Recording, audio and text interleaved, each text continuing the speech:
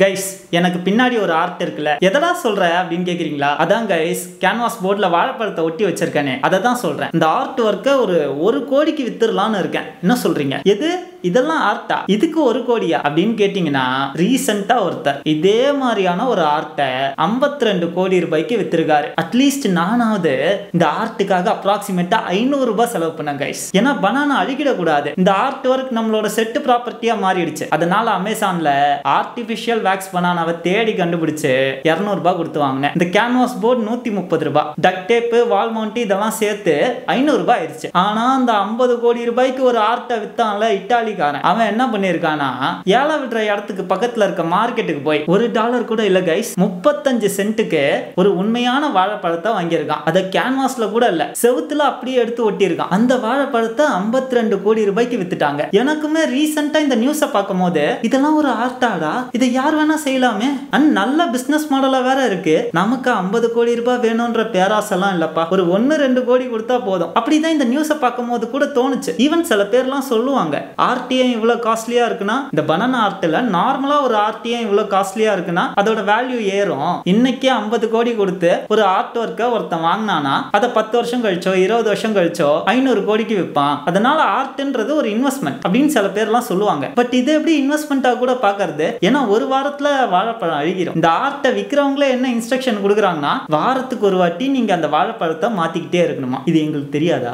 அது எங்களுக்கு கட்டுப்படி ஆகாதுன்னு தான் நாங்களே பொம்மை வாழைப்பழத்தை ஒட்டி வச்சிருக்கோம். சோ நீங்க 50 கோடி ரூபாய் கொடுத்து வாங்கின ஒரு ஆர்ட் ஒர்க் ஒரு வாரத்திலே அழுகிரும். இன்ஃபேக்ட் அந்த வாழைப்பழத்தை வாங்கின நபரே, 50 கோடி ரூபாய் கொடுத்து வாங்கின நபரே அதை சாப்பிடவும் செஞ்சுட்டாரு. அந்த நியூஸும் வெளியே வந்துருச்சு. எதுக்குடா இவ்வளவு காசை கொட்டி ஒரு வாழைப்பழத்தை வாங்கணும், அதை கடத்தருவுக்கே போய் வாங்கிட்டு வந்துடலாமே அப்படின்னு பல கேள்விகள் இந்த நியூஸை சுத்தி எனக்கு ஓடிச்சு. அந்த கேள்விகளுக்கான விடையை தான் இன்னைக்கு நம்ம இந்த வீடியோல பார்க்க போறோம். We're going to begin at $800,000, at $800,000, $850,000, $850, $900,000. Thank you, sir. 950 is without limit.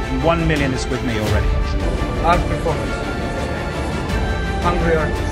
எல்லாருக்கும் வணக்கம், நான் பிரதீப் பேசுறேன். மௌரிசியோ கெட்டாலியன் அப்படின்னு ஒரு இட்டாலியன் ஆர்டிஸ்ட் இருக்காரு. இவர் ஒரு ஹைப்பர் ரியலிஸ்டிக் விஷுவல் ஆர்டிஸ்ட். ரியலிஸ்டிக்கா நிறைய ஸ்கல்ப்சர்ஸ்லாம் பண்ணுவாரு. இவரோட எல்லா ஆர்ட் ஃபார்ம்லயும் ஒரு சட்டையர் இருக்கும். நம்ம சுத்தி இருக்க சமூகத்தை கிண்டல் பண்ற மாதிரி, கேலி பண்ற மாதிரி ஒரு ஆர்ட் ஒர்க்கை பண்ற நபர் தான் இவர். ஃபார் எக்ஸாம்பிள் 2016ல அமெரிக்கா என்ற பேர்ல ஒரு ஆர்ட் ஒர்க்கை பண்ணாரு. அது என்ன ஆர்ட் ஒர்க்னா, தங்கத்தால செஞ்ச 18 கேரட் தங்கத்தால செஞ்ச ஒரு டாய்லெட். அந்த டாய்லெட் ஃபுல்லி ஃபங்க்ஷனலா இருக்க ஒரு டாய்லெட். அதாவது தங்கத்தால உருவாக்கப்பட்ட ஒரு டாய்லெட் தான் அமெரிக்கா அப்படின்னு சொல்ற மாதிரியான ஒரு ஆர்ட் ஒர்க்கை உருவாக்குன நபர். மியாமி பீச்ல 2002ல இருந்தே வருஷம் ஆர்ட் ஃபேர் ஒன்னு நடக்கும். அதோட பேரு ஆர்ட் பெசல் மியாமி. இங்க சென்னையில புக் ஃபேர்லாம் நடக்குதுல, அந்த மாதிரியான ஒரு கலை நிகழ்ச்சி அது. இந்த ஃபேர்ல எக்கச்சக்க ஸ்டால்ஸ் இருக்கும், ஆயிரக்கணக்கான ஆர்ட் ஒர்க்ஸ் இருக்கும். இந்த ஆர்ட் ஒர்க்ஸை மக்கள் யார் வேணாலும் வந்து பார்க்கலாம். ஜஸ்ட் $50 தான் என்ட்ரி ஃபீ. $50 கட்டிட்டு யார் வேணா உள்ள வந்து என்ன ஆர்ட் ஒர்க் வேணா பார்க்கலாம். இந்த ஆர்ட் ஃபேர் 2019ஆம் ஆண்டும் நடக்குது. அதுல கேட்டிலனும் கலந்துக்கிறாரு.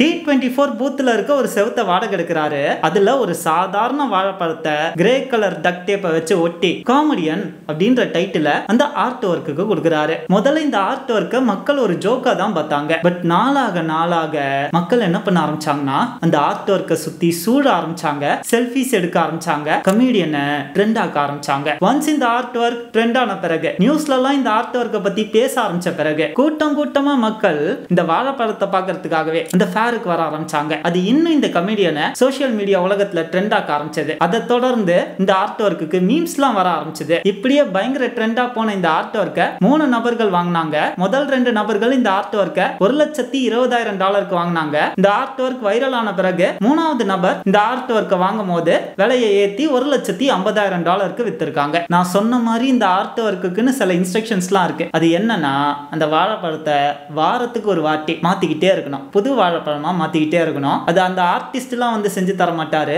நீங்களே உங்களோட செவுத்துல டக் டேப்பை வச்சு ஒட்டிக்கணும். ஒவ்வொரு வாரமும் புது வாழைப்பழத்தை மாத்தி ஒட்டிக்கணும். இப்படி ஒரு ஆர்ட் பயங்கர ட்ரெண்ட் ஆகும் போதே அதே ஃபேர்ல, அதே ஆர்ட் ஃபேர்ல கலந்துகிட்ட மத்த ஆர்டிஸ்ட் எல்லாரும் வருத்தப்பட ஆரம்பிச்சாங்க. ஏன்னா அந்த ஃபேர்ல இருந்த முக்காவாசி ஆர்ட் எல்லாமே பெரிய பெரிய ஆர்ட் ஒர்க்ஸ். நாள் கணக்குல, மாத கணக்குல நேரத்தை விரயம் பண்ணி ஸ்கில்ஸ் போட்டு ஒருத்தன் கஷ்டப்பட்டு அங்க ஒரு பொருளை உருவாக்கி வச்சிருக்கான். இருக்கலாம். ஆனா மக்கள் எல்லாரும் அந்த ஒரு வாழைப்பழத்தை சுத்தி தான் நிக்கிறாங்க, அதை தான் செல்ஃபி எடுக்கிறாங்க, அதை பத்தி தான் பேசுறாங்க. இது அதே ஆர்ட் ஃபேர்ல பங்கேற்ற ஆர்டிஸ்டுக்கு கொஞ்சம் வருத்தத்தை கொடுத்துச்சு. இதுக்கு ஒரு படி மேல போய் தத்துவானா அப்படின்ற ஒரு ஆர்டிஸ்ட் டிசம்பர் 7ஆம் தேதி என்ன பண்ணார்னா அங்க இருந்த வாழைப்பழத்தை எடுத்து சாப்பிட்டார். இது ஒரு ஆர்ட்னா இப்ப நான் பண்ண பாத்தீங்களா, இந்த ஆர்ட்டை எடுத்து சாப்பிட்டேன் பாத்தீங்களா, அது ஒரு ஆர்ட் பெர்ஃபார்மன்ஸ்னு சொன்னாரு. நான் ஒரு ஹங்கிரி ஆர்டிஸ்ட், பசியுள்ள கலைஞன்னு சொன்னாரு. இப்படி அவர் செஞ்சது இந்த ஆர்ட்டை இன்னும் வைரல் ஆக்குச்சு, இன்னும் பெரிய பேசு பொருளா மாறுச்சு.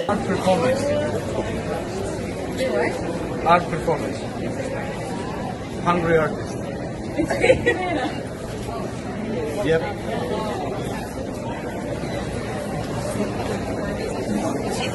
We respect Mauricio, but it's art performance, hungry artist. In the gallery. அந்த ஆர்ட் ஒர்க்கை செஞ்ச அதே கட்டிலன் தான் மறுபடியும் அதே போல ஒரு வாழைப்பழத்தை 52 கோடிக்கு இப்ப வித்திருக்காரு. இதை வாங்கினது யாருன்னா ஜஸ்டின் சன் என்ற ஒரு கிரிப்டோ மில்லியனர். இவர் ட்ரான் என்ற ஒரு கிரிப்டோ கரன்சியோட ஓனர் போல. இவர் தான் இந்த கமெடியனை வாங்கியிருக்காரு. ஒரு வாரம் கழிச்சு அந்த வாழைப்பழத்தையும் சாப்பிட்டாரு. சரி, இப்ப முதல் கேள்விக்கு வருவோம். இதை எதுக்கு ஒருத்தர் 52 கோடி கொடுத்து வாங்கணும்? $6.2 மில்லியன் கொடுத்து வாங்கணும், இல்ல $1.5 லட்சம் கொடுத்து வாங்கணும்? $1.5 லட்சம் கூட அப்ராக்சிமேட்டா ஒரு 1.25 கோடி ரூபாய் வரும்னு நினைக்கிறேன். எதுக்கு அவ்வளவு காசு கொடுத்து இந்த வாழைப்பழத்தை வாங்கணும்? இதே வாழைப்பழத்தை எங்களை மாதிரி ஒரு டேப் வச்சு ஒட்டிக்கலாம்ல, வீட்லயே ஒட்டிக்கலாம்ல, இல்ல கடை தெருவுக்கு போய் வாழைப்பழத்தை வாங்கி சாப்பிடலாம்ல. அதை எதுக்கு இந்த ஆர்டிஸ்ட் கிட்ட இருந்து வாங்கணும்? அதுல இன்வெஸ்ட் பண்ண பணத்துக்கு நமக்கு எப்படி ரிட்டர்ன்ஸ் கிடைக்கும் அப்படின்னு கேட்டீங்கன்னா, ஃபர்ஸ்ட் கட்டிலன் வித்தது ஒரு கான்செப்சுவல் ஆர்ட். அதாவது அவர் அந்த ஆர்ட்டை விக்கல, அந்த ஐடியாவை தான் வித்தார். ஃபார் எக்ஸாம்பிள், சால் லெவிட்னு ஒரு கான்செப்சுவல் ஆர்டிஸ்ட் இருந்தாரு. அவர் எதுக்கு ஃபேமஸ்னா வால் ஆர்ட்டுக்கு தான் ஃபேமஸ். அவர் கேன்வாஸ்ல எல்லாம் பெயிண்ட் பண்ண மாட்டாரு, செவறுகள்ல வால்ல பெயிண்ட் பண்ணுவாரு, மியூசியத்தோட வால்லயே பெயிண்ட் பண்ணுவாரு. அந்த பெயிண்டிங் எல்லாமே ரொம்ப சிம்பிளா தான் இருக்கும். சோ இப்போ இந்த ஆர்ட்டை வாங்கினவங்க என்ன பண்ணுவாங்கன்னா, அதே மாதிரி ஆர்ட்டை அவங்க வீட்லயோ இல்ல அவங்களோட ஆபீஸ்லயோ வரைஞ்சுப்பாங்க. அதை வரையறதுக்கு கூட லூவிட் வர மாட்டாரு. நம்ம தான் வேற பெயிண்டர்ஸை வச்சு அவங்க கொடுத்த சில இன்ஸ்ட்ரக்ஷன்ஸை வச்சு அந்த ஆர்ட்டை வரைஞ்சுக்கணும். அண்ட் இந்த ஆர்ட்டை மியூசியம் வித்த உடனே அவங்களோட வால்ஸ்ல இருக்க ஆர்ட்டை அழிச்சிடணும். இதே மாதிரி தான் ஒரு நபர் இந்த ஆர்ட்டை வாங்கினார்ல, அவர் இன்னொருத்தருக்கு விற்கும் போது அவர் வீட்லயோ இல்ல ஆபீஸ்ல இருக்க பெயிண்டிங்கோ அழிச்சிருவாரு. ஈவன் அந்த ஆர்ட் ஒர்க்கை வாங்கினவராலே அட் அ டைம்ல 2 இடத்துல அதே பெயிண்டிங்கை அடிச்சுக்க முடியாது. அதாவது வீட்ல ஒரு பெயிண்டிங், ஆபீஸ்ல ஒரு பெயிண்டிங்னு டூப்ளிகேட் பண்ண முடியாது. நீங்க வீட்ல இருந்து ஆபீஸ்க்கு அந்த பெயிண்டிங்கை மாத்தும் போது வீட்ல இருக்க பெயிண்டிங்கை அழிச்சு தான் ஆகணும். இதுதான் ரூல். சோ லூவிட் என்ன விக்கிறாருன்னா, அந்த பிசிக்கல் ஆர்ட் ஃபார்மை விக்கல, அதுக்கு பதிலா அந்த ஆர்ட் ஃபார்மோட கான்செப்டை விக்கிறாரு. இது லூவிட்டோட ஆர்ட் ஃபார்ம் உங்ககிட்ட தான் இருக்குன்றதுக்காக உங்ககிட்ட வித்த மியூசியம் ஒரு சர்டிபிகேட்டையும் கொடுக்கும். அந்த சர்டிபிகேட் தான் இந்த ஆர்ட் ஃபார்ம் உங்ககிட்ட இருக்குன்றதுக்கான அத்தாட்சி. சோ நீங்க வருங்காலத்துல அந்த ஆர்ட் ஃபார்மை விற்கும் போது அந்த சர்டிபிகேட்டையும் சேர்த்து கொடுத்துறணும். இதே மாதிரி தான் இந்த கமெடியன் ஆர்ட்டுக்கும் ஒரு சர்டிபிகேட் இருக்கு. சோ நீங்க வாரத்துக்கு ஒரு வாட்டி அந்த பனானாவை மாத்தினாலும் சரி, மாத்தாட்டியும் சரி, சோ நீங்க விற்கும் போது அந்த சர்டிபிகேட்டை கொடுத்தீங்கன்னா உங்களுக்கு நீங்க வாங்கின விலையை விட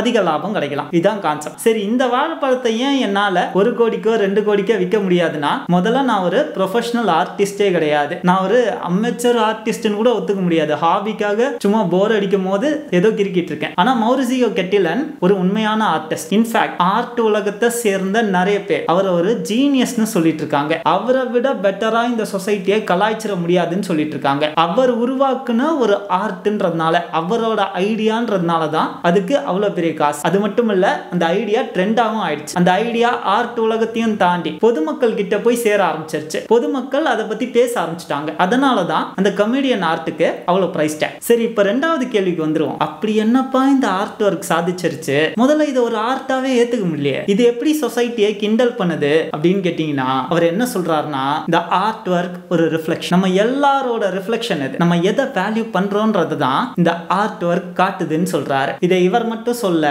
முதல்ல அந்த ஆர்ட் ஃபேருக்கு இந்த கமெடியன் ஆர்ட்னால மட்டும் அதிக கூட்டம் வரதுனால ஒரு கட்டத்துல அவங்க என்ன பண்ணாங்கன்னா, இந்த வாழைப்பழத்தையே அந்த செவுத்துல இருந்து எடுத்துட்டாங்க. எடுத்து அன்னைக்கு ஒரு போஸ்டர் போடுறாங்க. அதுல என்ன சொல்றாங்கன்னா, இந்த ஆர்ட் ஒர்க் நம்ம எல்லாரோட ஒரு காம்ப்ளெக்ஸ் ரிஃப்ளெக்ஷன். இந்த அட்வென்ச்சர்ல பார்ட்டிசிபேட் பண்ண எல்லாருக்குமே நன்றி. இன்னைக்கு ஃபேருக்கு வந்தவங்களால இந்த ஆர்ட் ஒர்க்ல பார்ட்டிசிபேட் பண்ண முடியாததை நினைச்சு சின்சியரா மன்னிப்பு கேட்டுக்கிறோம் அப்படின்னு சொல்றாங்க. அப்படின்னா என்ன சொல்றாங்கன்னா, அந்த வாழைப்பழமோ அந்த டக் டேப்போ இல்ல அந்த சர்டிபிகேட் மட்டும் ஆர்ட் ஒர்க் கிடையாது. இந்த ஆர்ட் ஒர்க்குக்கு நம்ம எல்லாரும் ரியாக்ட் பண்றோம்ல, press, media, social media, memes, அந்த ஃபேருக்கு வந்தவங்க, செல்ஃபி எடுத்தவங்க, அந்த ஆர்ட் ஒர்க்கை கலாய்ச்சவங்க, என்ன மாதிரி வீடியோ போட்டவங்க, இதே மாதிரி செவுத்துல ஒட்டினவங்க, இப்படி இந்த மனித சமூகம் எதுக்கு அதோட வேல்யூவை கொடுக்குது அப்படின்றத ரிஃப்ளெக்ட் பண்ற கான்செப்ட் தான் இந்த ஆர்ட் ஒர்க். ஏன்னா கட்டீலன் இந்த காமெடியன் ஆர்ட்டை ஒரு மியூசியத்துல எல்லாம் வைக்கல. அவர் என்ன பண்றாருன்னா எல்லாரும் பார்ட்டிசிபேட் பண்ணக்கூடிய ஒரு ஆர்ட் ஃபேர்ல $10,000 செலவு பண்ணி ஒரு வாழை புக் பண்றாரு. அதுல இந்த வாழைப்பழத்தை ஒட்டுறாரு. யூசுவலா யோசிச்சு பாருங்களேன், இந்த மாதிரி ஒரு ஆப்பர்ச்சுனிட்டி கிடைக்கும் போது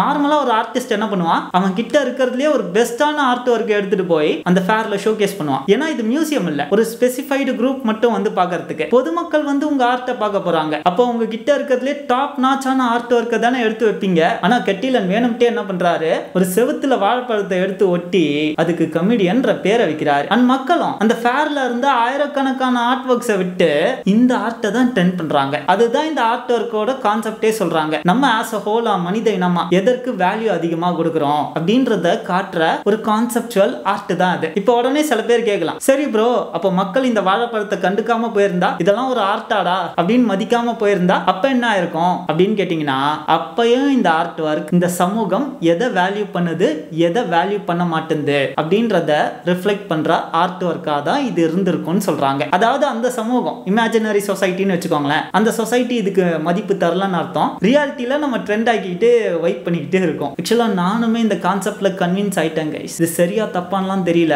பட் பாருங்களேன், நம்ம உழைப்புக்கு மதிப்பு தரதில்ல. இந்த துணி உருவாகிறதுக்கு எவ்வளவு உழைப்பு தேவைப்படுமோ அதுக்கான காசை நம்ம கொடுக்கறது இல்ல. அதுக்கு பதிலா இந்த துணிக்கு பின்னாடி எந்த பிராண்ட் ஒட்டி இருக்கு, இந்த துணி எவ்வளவு விளக்குகள் நிறைந்த கடையில விற்கப்படுது அப்படின்றத பொறுத்து தான் இந்த துணியோட விலை நிர்ணயம் செய்யப்படுது. இந்த துணிக்கான மதிப்பும் இந்த சமூகத்துல ஏறுது. as a human being நம்ம எந்தெந்த விஷயங்களுக்கு எவ்வளவு வேல்யூ தரும், எவ்வளவு இம்பார்ட்டன்ஸ் தரும், எவ்வளவு அட்டென்ஷன் தரும் என்பதை இந்த வாழைப்பழம் சுட்டி காட்டு. நீங்க என்ன நினைக்கிறீங்க? உங்களோட கருத்துக்களையும் சொல்லுங்க. கூடிய சீக்கிரமே உங்களை வேற ஒரு வீடியோல வந்து சந்திக்கிறேன். நன்றி, வணக்கம்.